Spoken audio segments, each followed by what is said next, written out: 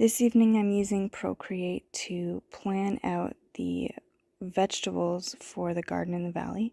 Right now we've laid out the logs on the border on these sides and not the front though.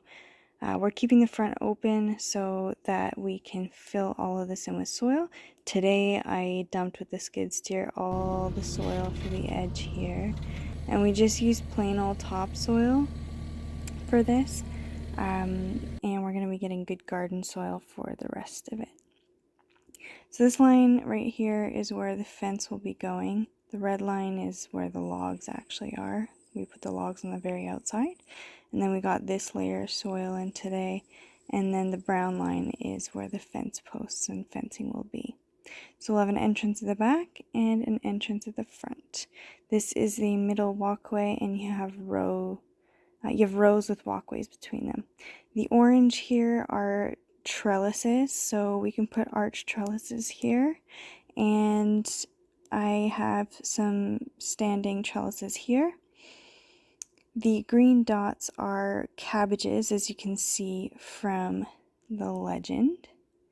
So cabbage, garlic, pole beans, and bush beans. So far on here I have the cabbage, and then we could put garlic here on the outside of the garden, kind of by the brassicas because they pair well, and then pole beans. The black line here is where the row covers for my cabbages are going to end up laying.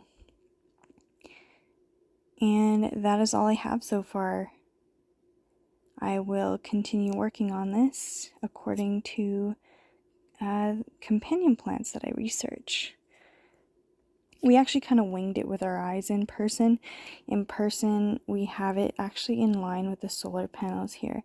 Looking at the drawing, wow, we would have had way less space up here than we do now if we actually followed this.